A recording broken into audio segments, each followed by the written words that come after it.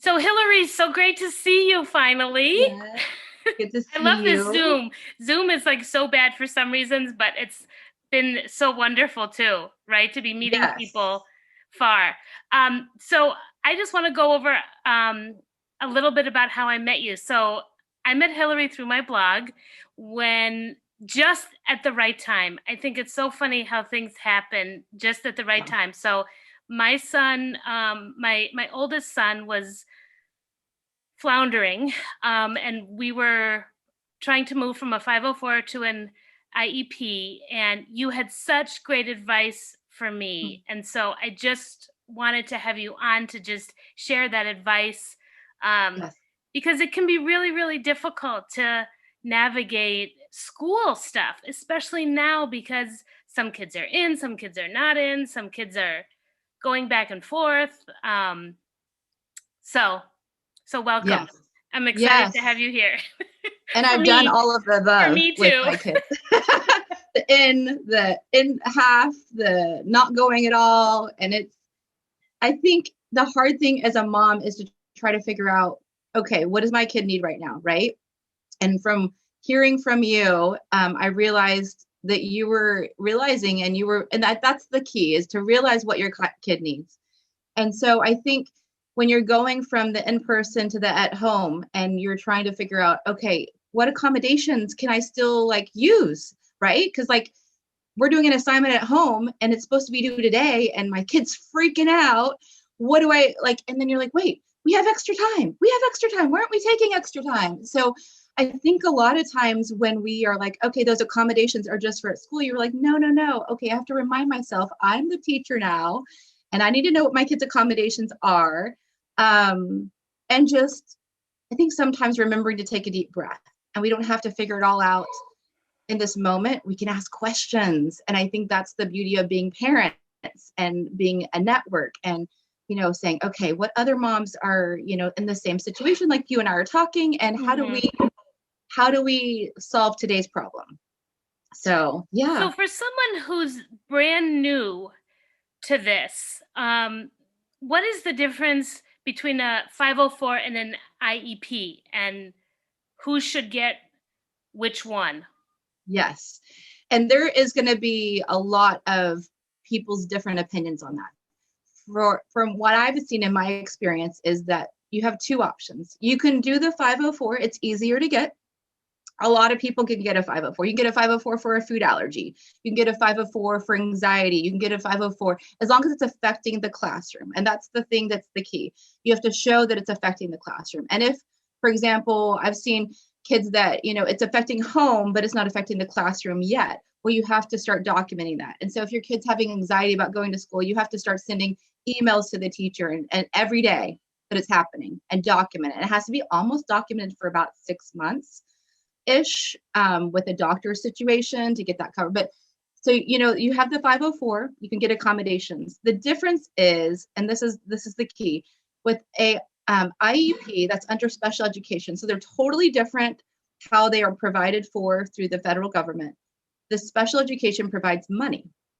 So when you think, what is special education? Consistently, special education would be a service from the school. It could be a teacher's aide. It could be handwriting therapy. And so when you're pushing, perhaps 504 is not enough, your kid needs more, you have to remember what's the goal? What's the goal with what the difference also is an IEP sets goals that are reachable. So say your child has a handwriting struggle. So they're going to say, okay, we're going to start with like the kid being able to write for 4 paragraphs without struggling, and then we're going to move to 5. And so that's manageable. This should be manageable goals. That's the goal. And the other difference is a 504, meaning a parent is not required to attend, which is a little scary. The teachers and the school can do it without you. So if you can get an IEP, it really benefits, number one, your ability to participate. And number two, the school system providing resources that if you don't get it and your child still needs that therapy, still needs that assistance, then you have to pay out of pocket. So it can be a really hard, like, obstacle to try to get. but it can be totally worth it too. Like there's situations where I've seen it take, a year or 2 years or even longer sometimes to get that IEP. But when you finally get it, that service that you're not having to pay for can really benefit your kid.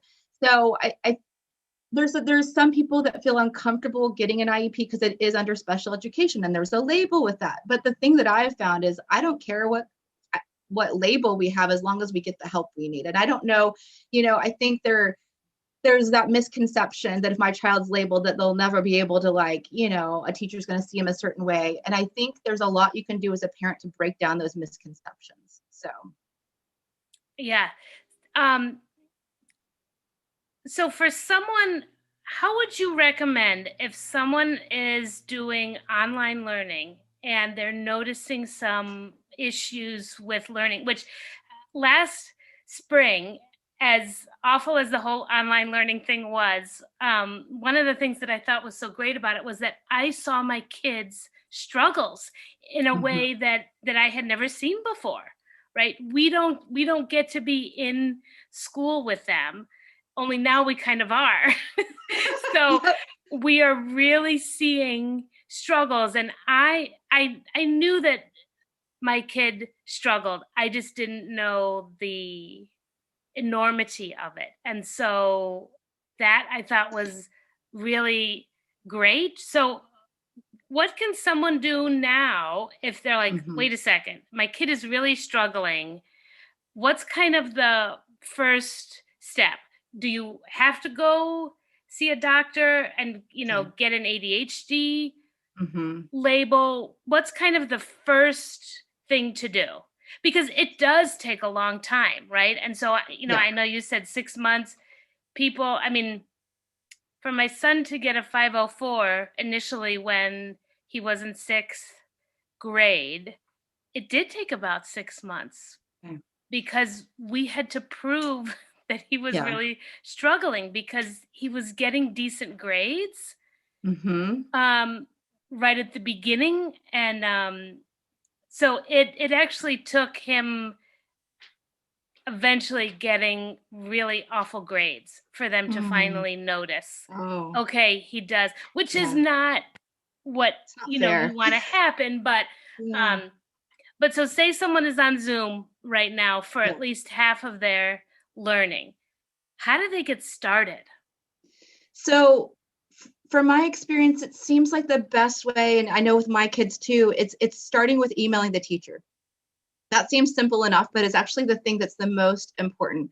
And right now, all you can do is email. You can't see them in person anyway. So, but emailing the teacher and documentation. So when you're seeing at home or I'm seeing at home, hey, my kid really has anxiety about handwriting.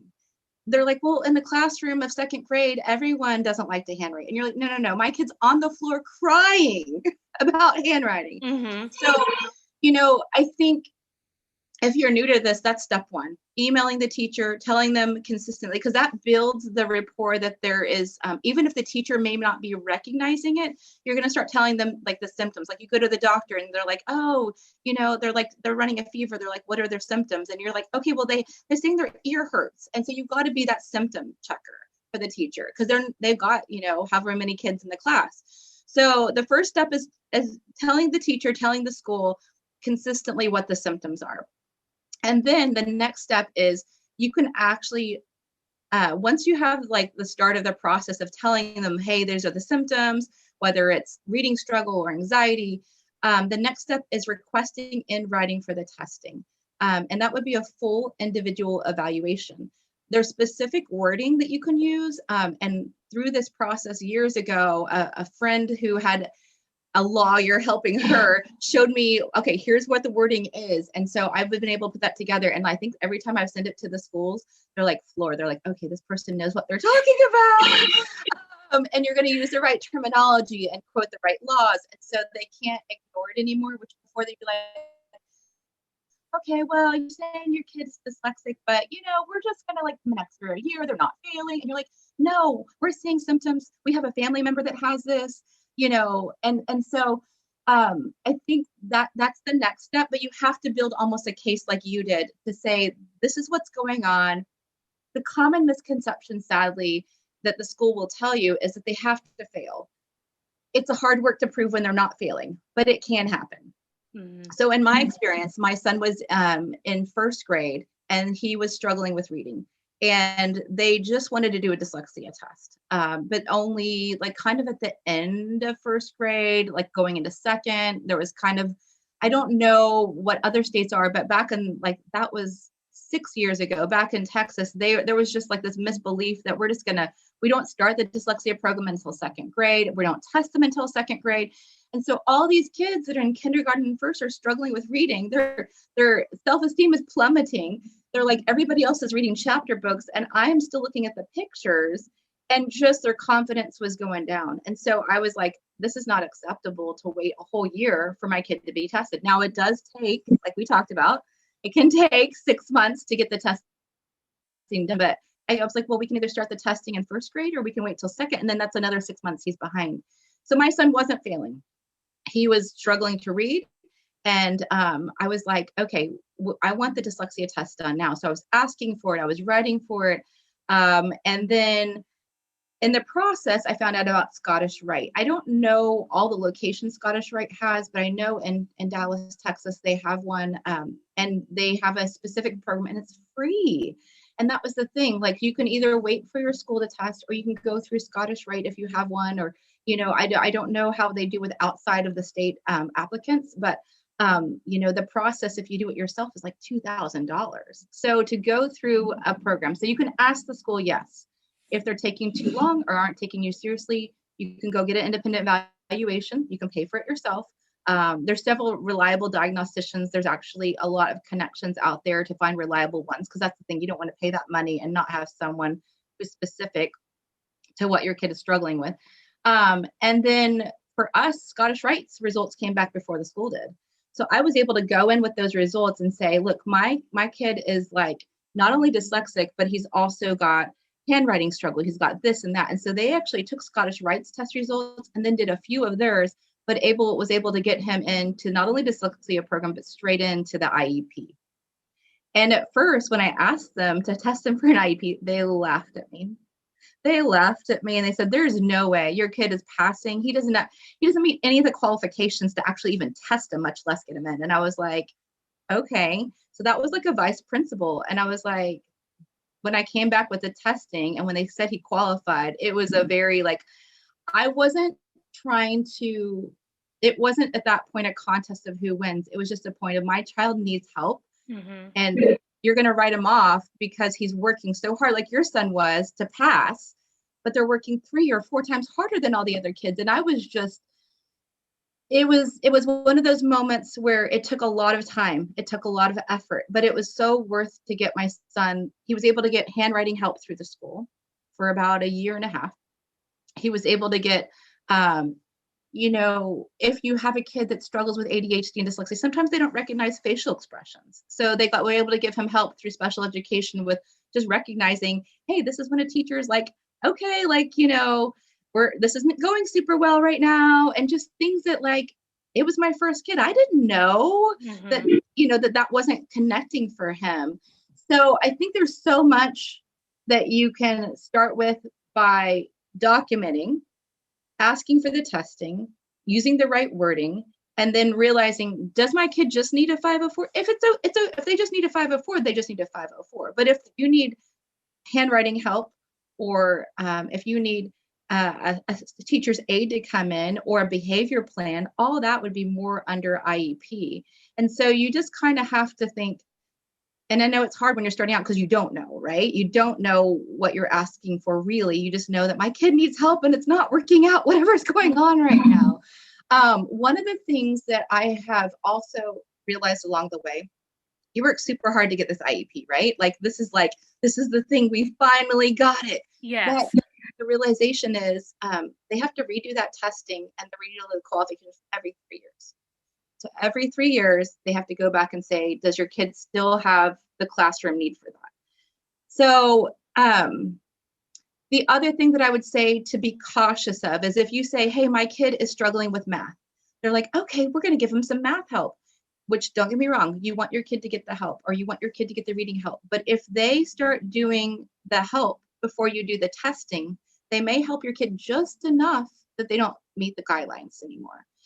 So it's kind of this catch-22 where you're like, okay, I want them to help right away, but I also want to qualify for the school help so we don't have to pay for this out of pocket because they're not going to recognize it anymore. Yeah, So nuances, right? All these nuances. And so yeah, also someone like you, so you actually help families who are yes. going through this, right? And so someone can really take advantage of your knowledge of these ins and outs too, Well, right? you Because walk into those meetings and you're overwhelmed. You're not going to know that when you go in, it's you're one, and there could be 4 or 8 of them, and this yes. is what they do every day in theory.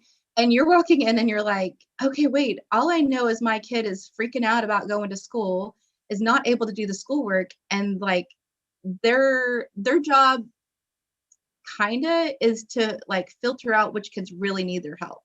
And so when our kids are like, we're ADHD and we're struggling, or we're dyslexic and we're struggling, but we're passing, it's kind of like I have to remind myself, they're not here to work against me. They just don't know.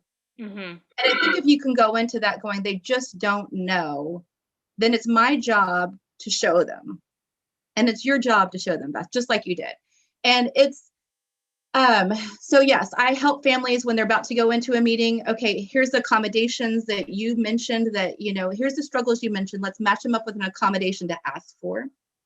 I recently had a parent go into a meeting and they're like, we're going to give you the ADHD label. We're going to put you an IEP, but we're not going to put on the IEP that your son has high functioning autism.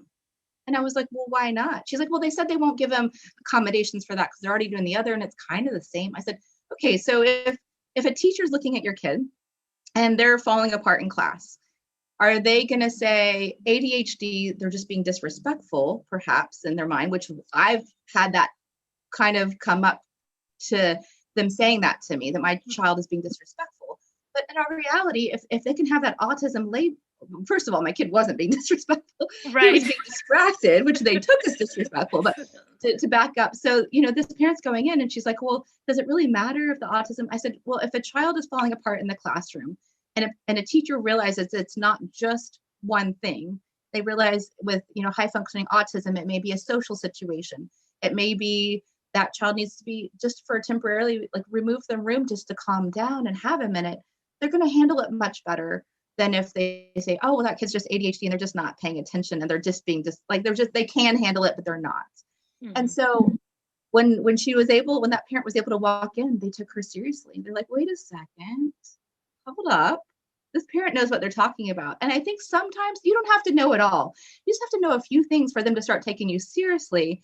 And then all of a sudden they're going to like put their game on. They're going to sit up a little straighter. They're going to like cross their T's, dot their I's, and make sure that they do it per the law. And if they don't know that you have some like a little bit of knowledge, just a little bit, the right accommodations to ask for, or at least a website to reference and say, you're saying I can't ask for that, but this website says I can. The most helpful website that I've found is one that's going to break down the accommodations. It's called Understood. It breaks down accommodations for dyslexia. It breaks down accommodations for ADHD. It's got amazing resources. It's got videos of kids that talk about their disability, which, when in the beginning, you just want your kid to not feel different, right? Right. You want your kid to fit in. And so there's been several people that helped me on my path, to say, hey, when you walk into these meetings, you don't have to sign the paperwork. If you disagree, if they say, no, we're not going to put that autism in there, then you say, okay, well, I don't have to sign this paperwork, in this meeting that we had doesn't go into effect with an IEP. Right. And that's, I think, there's different situations that some of our kids will only get the 504, and that's okay. But just realize that they can still move forward without your signing anything on the 504. So the other difference with the 504 is the 504 can go with them all the way to college, and the IEP can only go with them if they've tested within like the 3 to 5 year time span before they start college that they still qualify. So that is Yeah, something 'cause to remember. Those I five, can already yeah. see that there's so much more involved with an IEP in a good way. I mean, there's Yes. more goals and much more help and um, yeah, I'm just glad I did it. I did not think for 1 second about labels or anything. Too, I was like, how I'm can so I proud of get you. my kid more help? How can I get him the help he needs? And we're in such a horrible time right now that I think um kids are just struggling and Yeah. also so are their parents. you know, Yes. so it's we all need a little help too. I was fortunate enough that our therapist came with us for our first 504 meeting, That's which amazing. I was very grateful, um, just because like you said, he knew the lingo, he knew what to ask for, and I think they did kind of sit up a little straighter. When I walked into the room with him, like, okay, she's serious Yes. And about you need this. that. You need to not go alone if you can. If you can bring someone in that has more knowledge than you, then that's going to help. And if you can't do that, then meet with someone beforehand, meet with me beforehand, meet with Beth beforehand and say, okay, besides not going into that room alone, I don't have that option. Or, if it's on Zoom, somebody can join you. And even if it's like a family member that just stays silent, because in those meetings, when you're defending your kid, you're going to break down in tears most likely. Or I think best thing was she had to hold a Lego, hold something sharp in your hand so you don't That break it. was my tip from my friend, I love it. which was brilliant. She did like a pen cap or something, and she said you need something sharp because you can't feel pain and also cry at the same time. It's like two Mhm. feelings that you can't have at the same time, I guess. So that Lego came in handy so many Yes, times yes. because I'm just a disaster, right? When it comes to our kids, I am such an introvert normally, Mhm. but man, when it comes to my kids, I am not. So Well, and I don't like conflict. I'm like an extroverted introvert where I like people, but I don't like to bring up like situations that are uncomfortable. And I have just learned with kids and with now seeing other kids, I can't stay silent anymore right. because these kids are suffering, right? And when they're not recognized, then I had one that he was refusing to go to school, and they're like, well, he's making good grades. I was like, he's screaming in the car, don't make me go, pounding on the seats. Oh yeah. How do you ignore that that's going on? How can you just say, well, it must be something outside of like something going on at home? You're like, no, it's at school. It's too much. And so it can be, so going into those meetings, yeah, either know what your plan is before you go in, if at all possible, bring someone in with you that knows more than you do, and then just realize that it's probably going to get uncomfortable, and to bring classwork that they have. I always try to keep the things that we're struggling on, but I'm starting to remember also keep the things that they're doing well, because if the teacher's like, well, here's the 10 assignments they wrote great on and that you're providing 2 where they did poorly, you're like, okay, I probably should have an equal amount.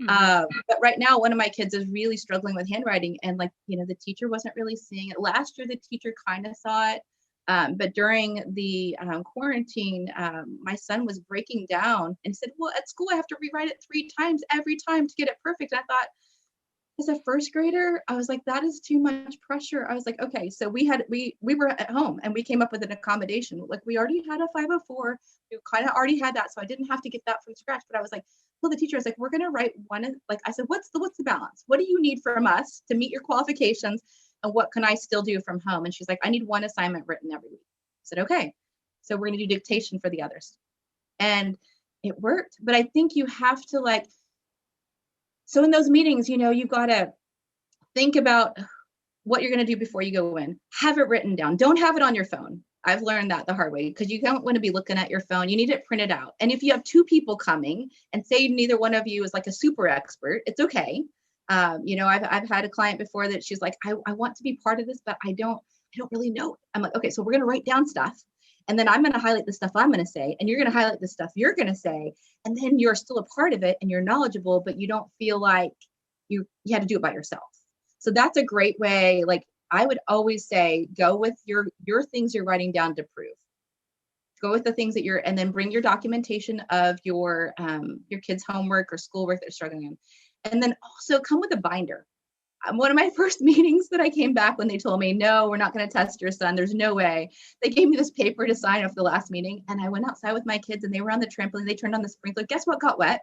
That paper. I'm supposed to bring back. I'm supposed to be like the person that's like, oh, like knowing what's going on. I was so embarrassed. I thought, I'm never going to let that happen again. I'm going to come prepared and they're going to be a little bit scared.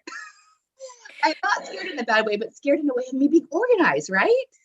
So then you can help someone in so many ways, right? You could help them get ready for the meeting. You could help them find resources online. You could actually help them at the meeting. I mean, now with Zoom, are you finding you are actually going to more meetings than you were before? Just the ease of it now? Yes. And the thing is, because it's uncomfortable, right? If you've started a new school or if you have a new teacher and you're about to join on Zoom and they don't even know who you are. So the thing I found that is great to do is to send them a video to their email, right? Send them a video introducing yourself, tell them a little bit about what's been going on. For my kids with ADHD, a lot of times they don't know our journey. They don't know that we started out, with one of my kids not looking us in the eye. And, we got off of gluten and then we got off of dairy and he calmed down. And then we took, we started changing to the Feingold diet.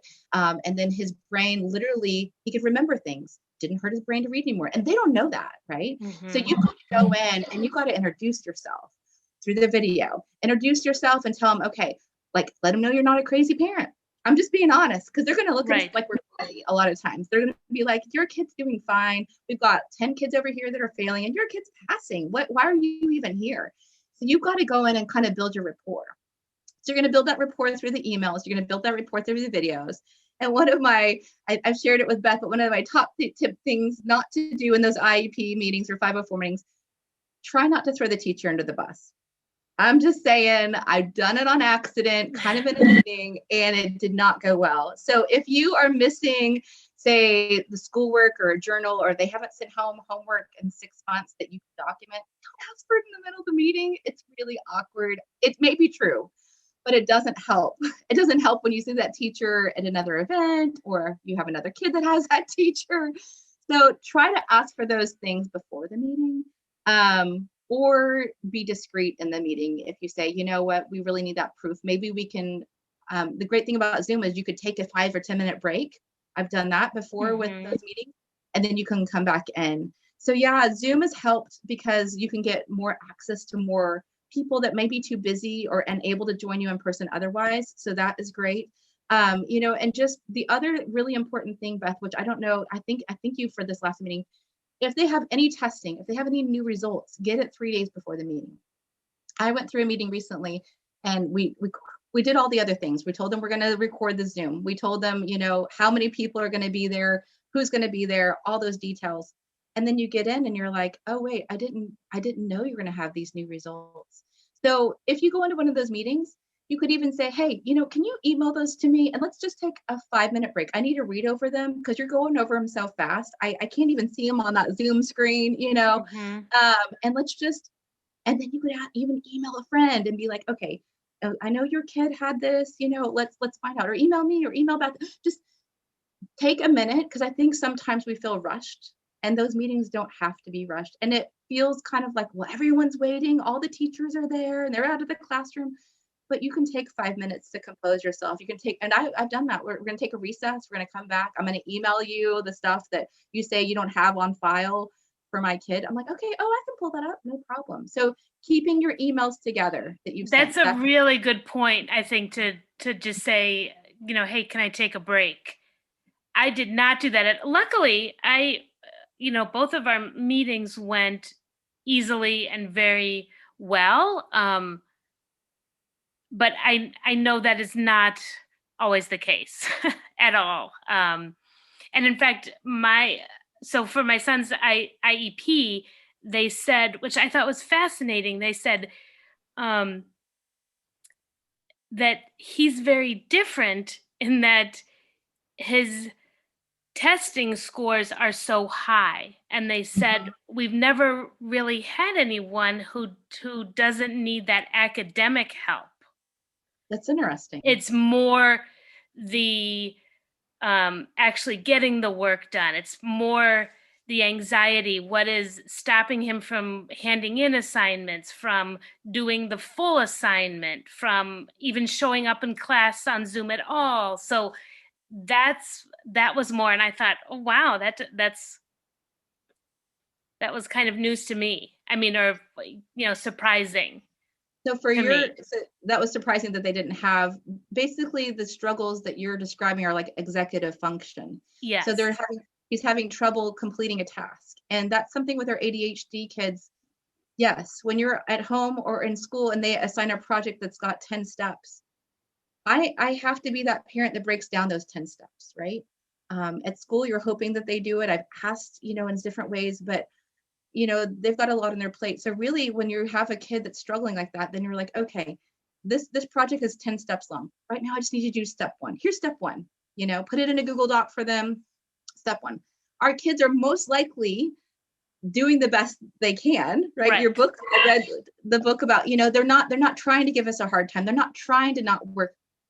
From my experience, they're doing the best they can. They just need some things broken down.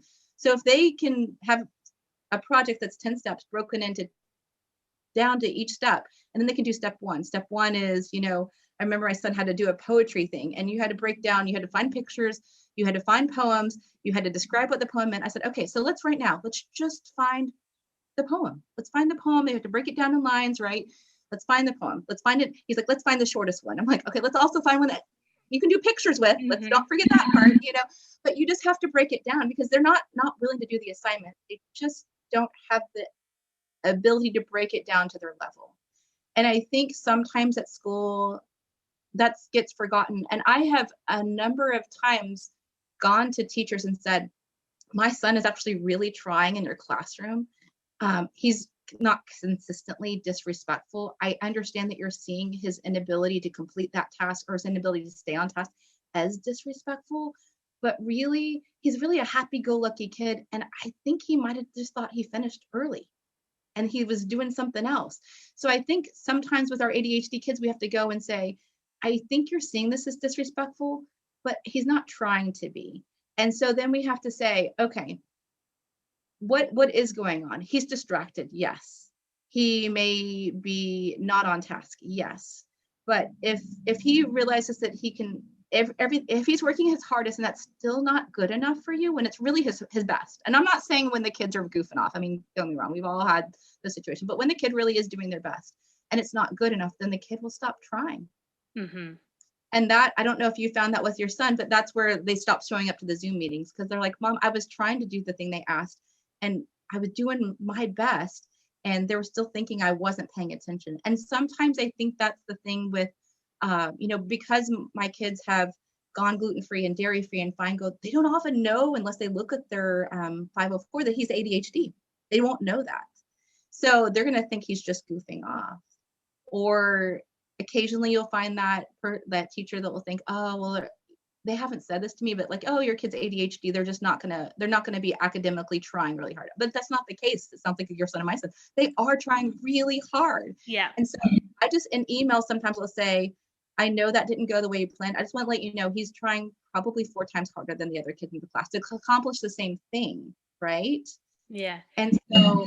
And there will be teachers who will never believe you too. No. Right. I mean, that lens shift is something that I have, really had to do as a parent, right? That he's not giving me a hard time. He is having a hard time.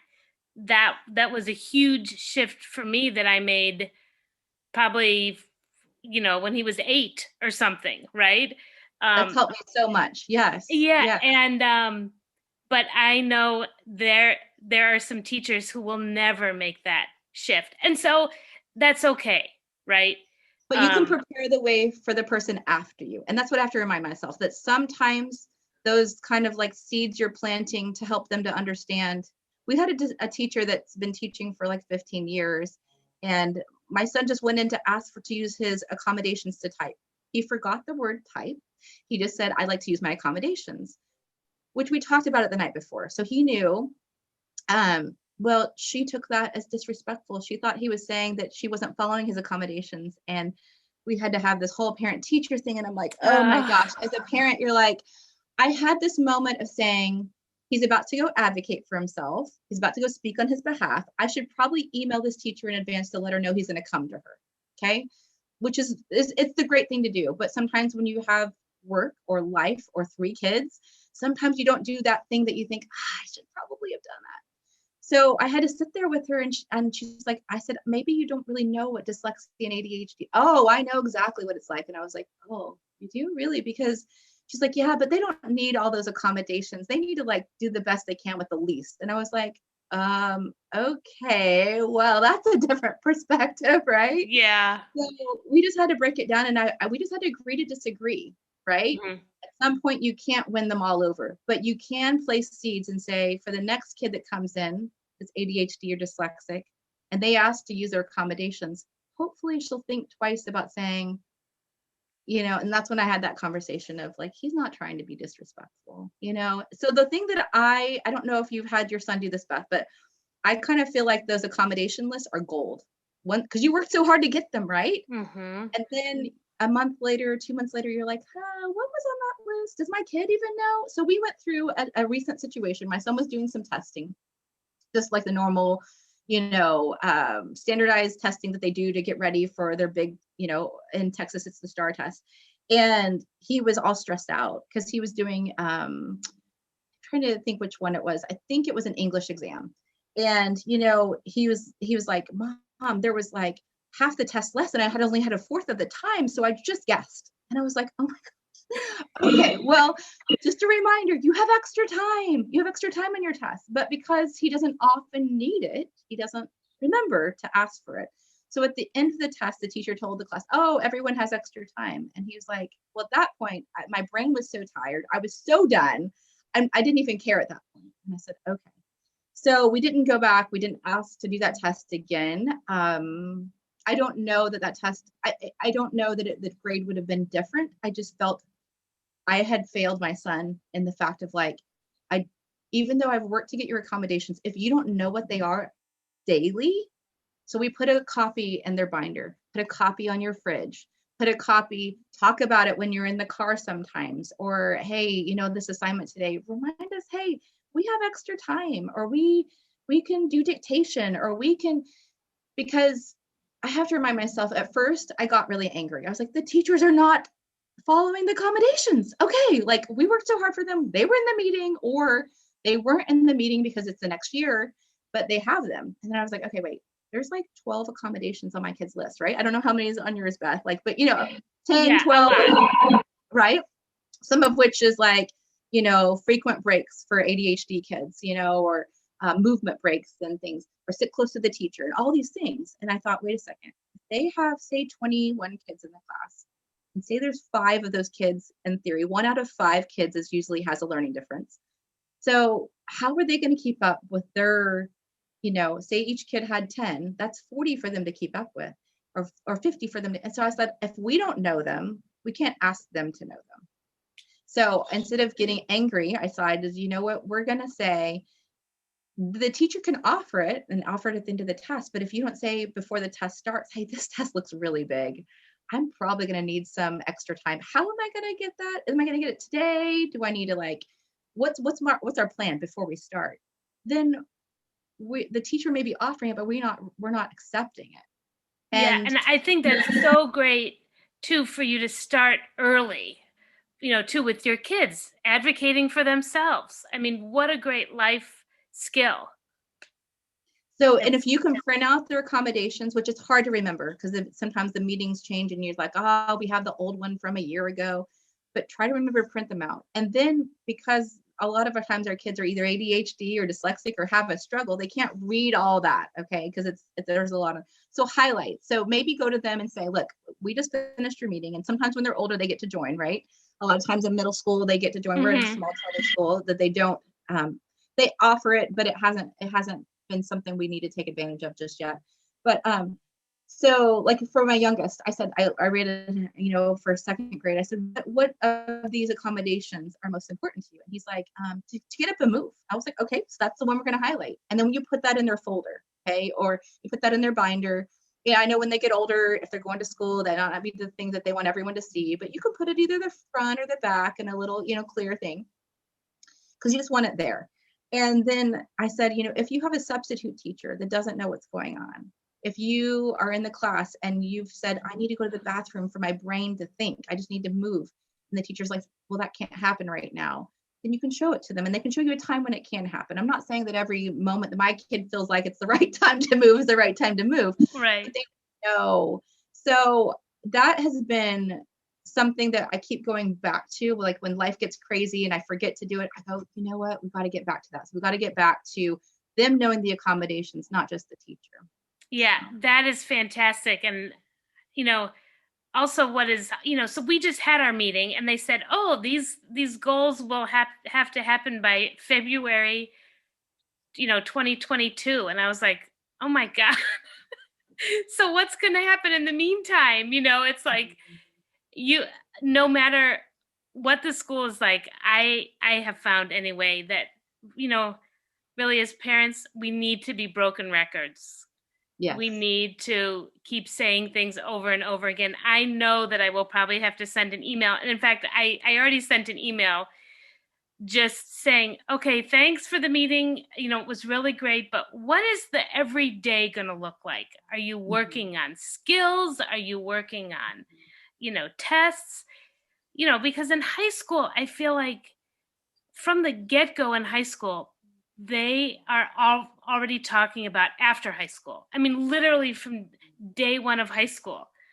Okay, you know, what is your kid going to do after high school? I'm like, can we just enjoy high school for a little bit? Well, we're just trying to get them through it right now. Yeah, Yes. but it's totally, I mean, is he going to go to college? Is he going to do a 2-year? Is he going to, you know, so it's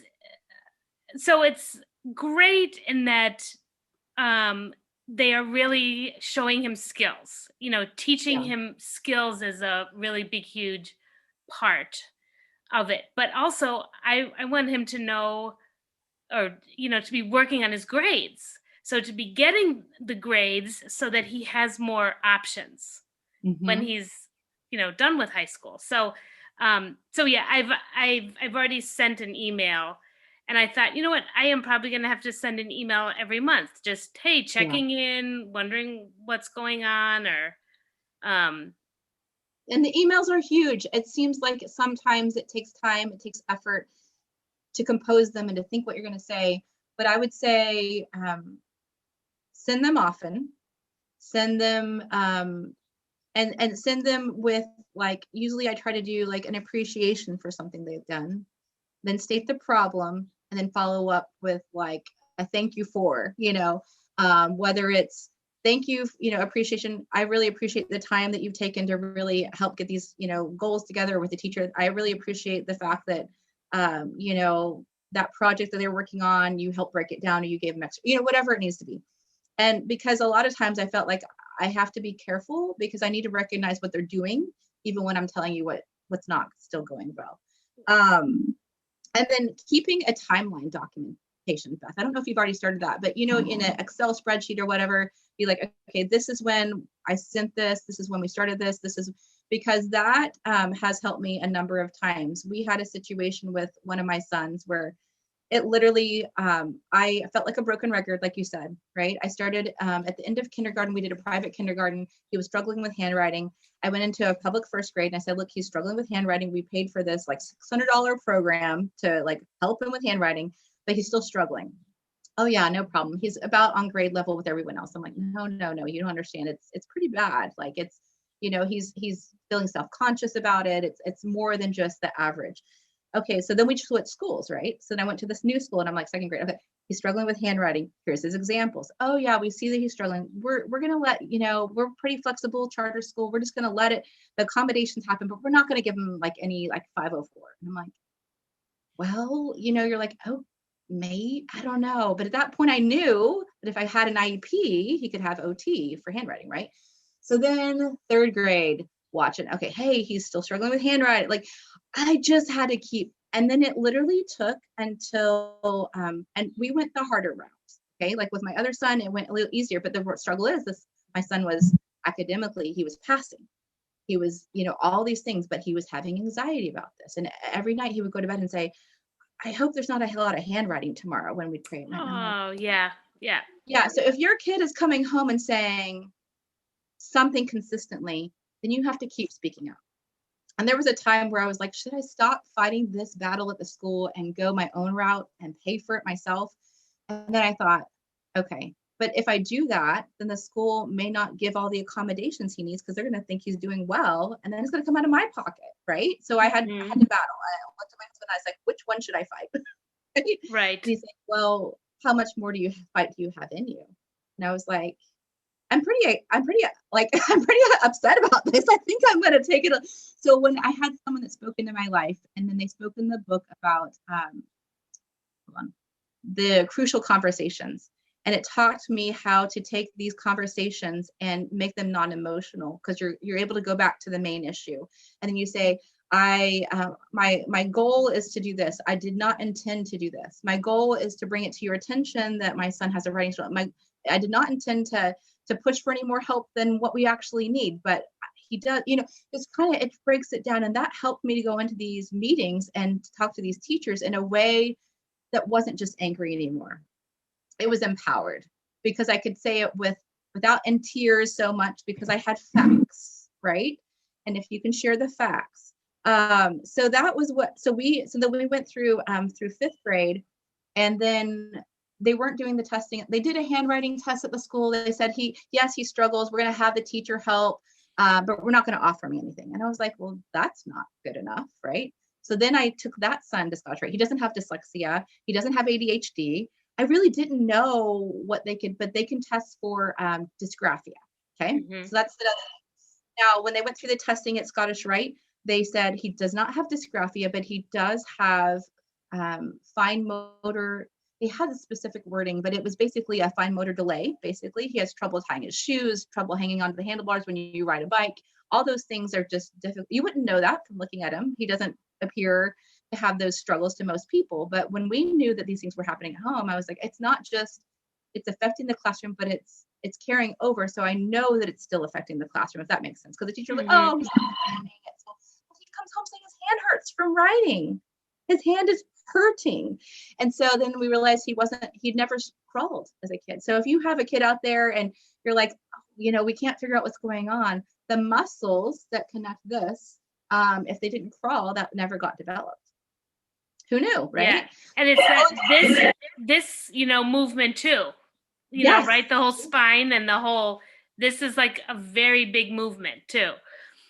So we had to go through our pediatrician, who had to write notes and saying, he's struggling with fine motor. Well, they'd say, well, you didn't, what's the test that you did? And I'm like, okay, but our doctor's saying it. They're like, well, that's not a test. And I'm like, oh my God. So then we went through Scottish-Rite for them.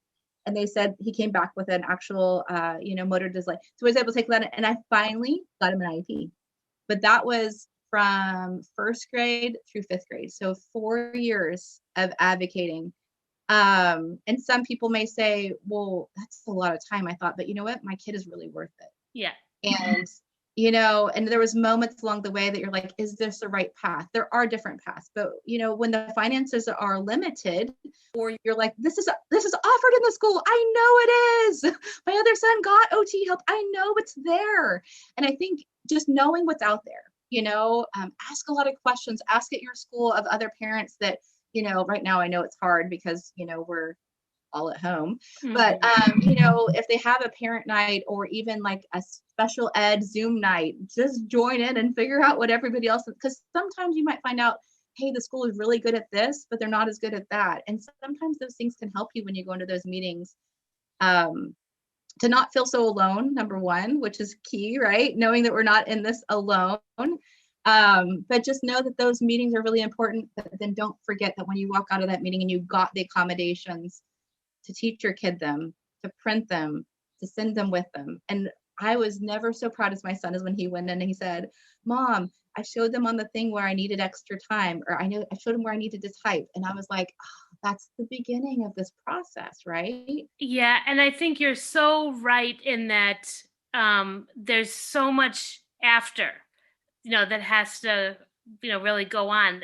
So there's a lot of work to actually get the 504s, but that's only the beginning. um, because you do really have to fight for that, even with that, it's not over. So the more you can teach your kids to do that for themselves, that is fantastic. And maybe just the first time send an email to the teacher, let you know what's going to happen. Yeah, that's good. That's good. Yeah, But you no, just want, that's you want fantastic. it the first time that, that they go up, that the teacher knows what they're talking about a little bit. Yeah.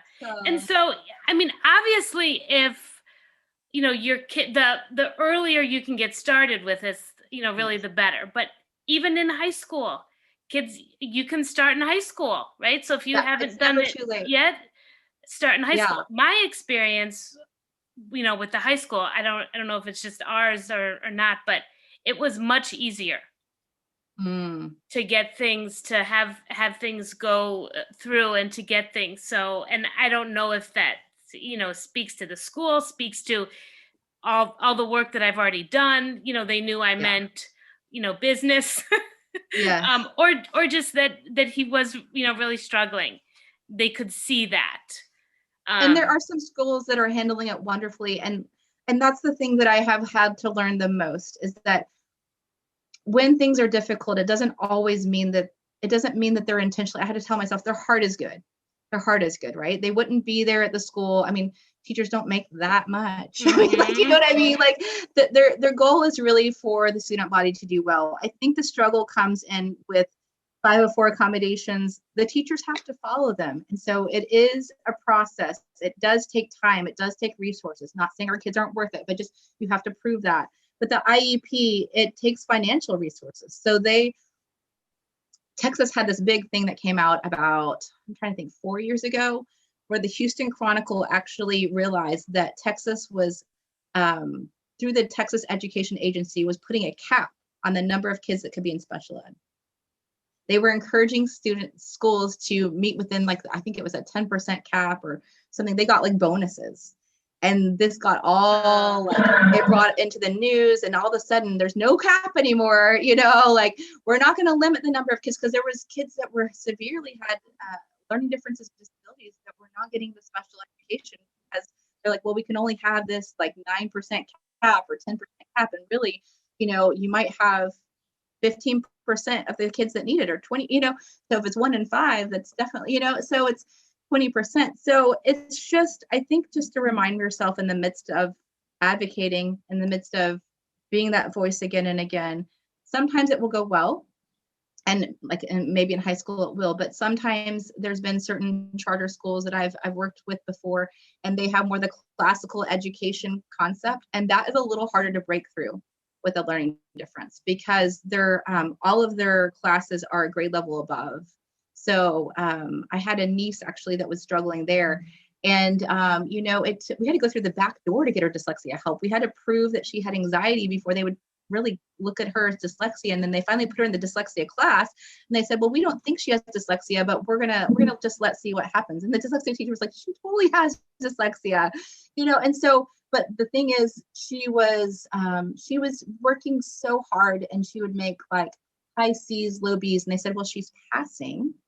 And I'm like, then she goes to a different school that's not so academically a grade level above. I mean, she had spelling words that I can't even spell. And I didn't realize my dyslexia. I don't know if you had any of this, Beth, but when you realize your kid has a learning difference, you're like, hold on a second. I think I might struggle with that too. I never was tested, but growing up, I was an A+ student. I would work so hard, but spelling was really hard for me. I would study it, and I should have got like 110, and I would get like maybe an 80. But I worked so hard, like so much harder than all the other kids. And then I went to France after college as an au pair. And I realized that, when you're struggling to learn to spell, it's across all languages, and you're struggling to learn to speak new. So I was in France, and I could speak the language, but I couldn't read it and I couldn't write it.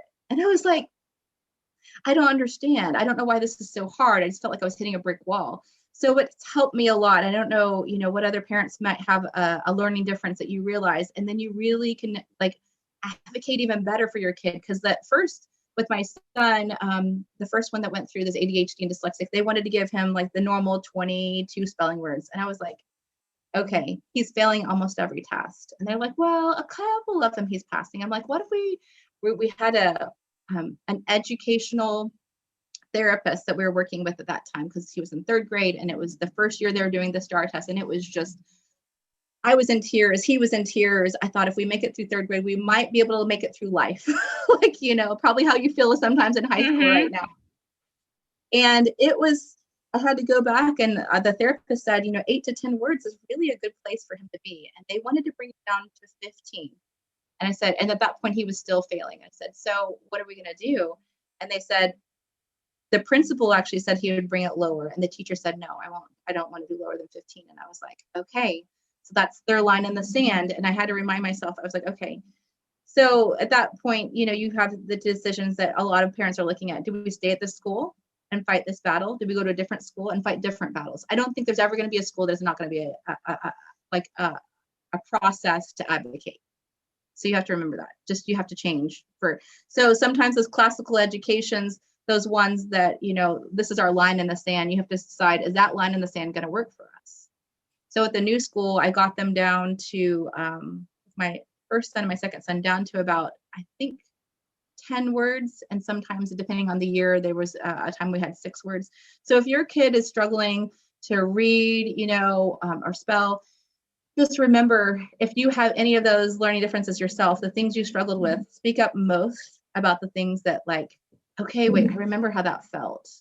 I remember that. And so, and pave the way for the ones behind you. There's been another kid that was dyslexic in my youngest son's class. And she's like, yeah, they already gave us like accommodations of less spelling words. I think it's like 10. I was like, yeah. You're like, thank you. You're welcome. You're welcome, right? Yeah. And sometimes you might have found an accommodation for your son that's not a normal one. It may be like, I don't know, I'm trying to think of something, but like, maybe whenever he gets a test, instead of just starting the test, maybe, the accommodation is the teacher and he need to sit down and say, this test is 60 questions long. At what point are you going to take your breaks? And things like that. And just, yeah. Yeah. Thank you so much. You have had so many great ideas that I've been writing down too. And I think, really parents have to know that this is work, right? It is not easy. It shouldn't be easy. And get help. Yes. Find an advocate. Right. Find an advocate who will help you. I will put all of your info down here, too. So, that parents can contact you for many different reasons, but people need help. We don't know how to, do everything. So it's, well, and you don't have to be an expert. That's the thing I remember feeling that like, okay, as I'm starting to talk about even reading struggles for my kid, I never taught reading. I didn't know what to ask for, but just start looking at the things, start paying attention, start looking at their reading levels, start, it was just, I think the reality for me was, with you and I, we've talked about eating right and eating clean for our kids. And that was like an education in itself, right? And there's moments I was like, I should have studied nutrition like to figure this out. Or I should have had my degree in ADHD natural supplements, or I should have had my degree in essential oils or whatever. And I feel like sometimes you think, I don't know if I have enough knowledge to, so yes, find an advocate, call me, let's get the process started. But just the very beginning is just to pay attention, ask questions when you don't understand, and like really, using the Understood website. But I know that there's parents out there that are just like, how do we're doing online school, we don't have a 504, right? How do we start looking at the things and say, this assignment was, this was too difficult for my kid. There wasn't enough time for this. And just start that process of communicating. Because until you have that, like we've talked about, that standard, that kind of basis, it's hard to build your case. So Yeah. You know, and sometimes too, I think it's okay if you just say, my son was having a humongo meltdown. We didn't do the homework last night. yes, yes. It is okay. You know your kid, you are home with them, and Or if it's there's 20 okay. problems, maybe you did 5 and you said that's all we could do. Yep. And I think I've heard actually through a few meetings that, there's a difference between accommodations and modifications. And so I don't know, a lot of times that those are big words and we're like, what does that mean? So modifications would be like, say, for example, on math problems, it would be like, say all those 20 problems were all the same type. Then a modification is doing less. Now, I'm sorry, accommodation is doing less. A modification would be doing like less hard work. So like on spelling words, as long as you're covering all the same spelling patterns, you can actually, whether it's 22 or 5, as long as you're covering the 5 spelling patterns that they were doing, you're still meeting the same learning goals. You're just doing less of them. And so I think, like you're saying, if you can't do the homework, can't do the homework. And I've had my kids in tears or riding their rollerblades around the kitchen when you're trying to get like one more test in. They're like, I'm done. And you're like, okay, so you're done. And you got to listen to them. Right. Right. It is. Well, thank you so much. I'm going to have you on again because we have to talk about food. Oh, yes. And now, supplements, and because I know Yes. you're into that and I'm into that. So